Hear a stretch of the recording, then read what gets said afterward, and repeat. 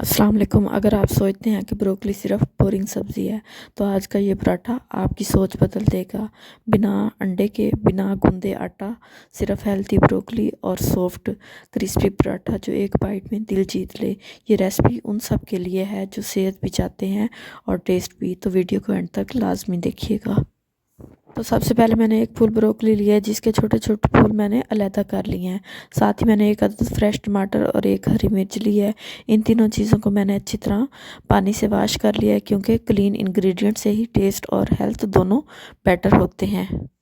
इसके बाद मैंने चॉपर लिया और उसमें कट करके टमाटर, ब्रोकली के छोटे फूल, हरी मिर्च और एक अदद प्याज ऐड किया।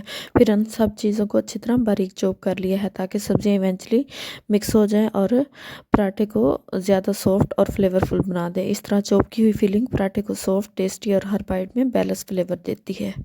तो देखें, इस तरह हमारे पास फाइन चॉप्ड मटेरियल रेडी हो जाता है।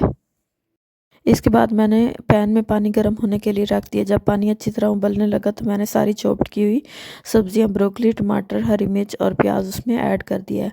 अब इन सबको मीडियम फ्लेम पर 5 मिनट के लिए कुक करेंगे ताकि सब्जियां हल्की सी सॉफ्ट हो जाएं और इनका रॉ टेस्ट ख़त्म हो जाए। वेजिटेबल्स बॉयल होने के बाद मैंने इन्हें स्ट्रेनर की मदद से स्ट्रेन कर लिया है ताकि एक्स्ट्रा पानी बिल्कुल निकल जाए।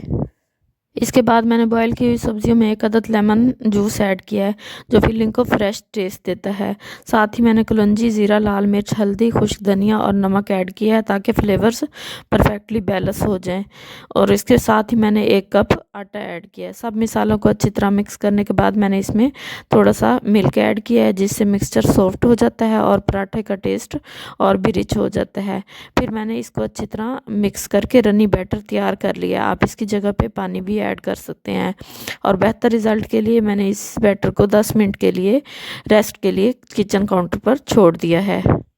तो 10 मिनट के बाद बैटर को दोबारा अच्छी तरह मिक्स करते हैं ताकि सारे इंग्रेडिएंट्स इवेंचुअली कंबाइन हो जाएं। अब तवे को थोड़े से ऑयल से अच्छी तरह ग्रीस कर लिया है। उसके बाद तवे पर थोड़ा सा बैटर डाला और स्पैचुला की मदद से इसको आहिस्ता आहिस्ता राउंड शेप में फैलाना है। जब एक साइड अच्छी तरह कुक हो जाए और नीचे से गोल्डन होने लगे तो इसको बहुत ही केयरफुली फ्लिप कर लिया है ताकि दूसरी साइड भी इवेंचुअली कुक हो जाए। अब इस पर देसी घी लगाकर हल्की आंच पर कुक कर लेते हैं जिससे पराठा क्रिस्पी भी होता है और फ्लेवरफुल भी होता है। इस तरह एक एक करके मैंने सारे पराठे तैयार कर लिए हैं। तो ये थे हमारे बिना अंडे के, बिना आटा गूंदे सॉफ्ट और क्रिस्पी ब्रोकली पराठे।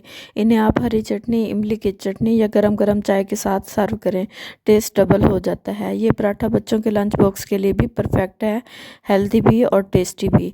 अगर आपको ये रेसिपी पसंद आई हो तो वीडियो को लाइक ज़रूर करें, चैनल को सब्सक्राइब करें और कमेंट में बताएँ कि आप इसको किस चटनी के साथ ट्राई करेंगे।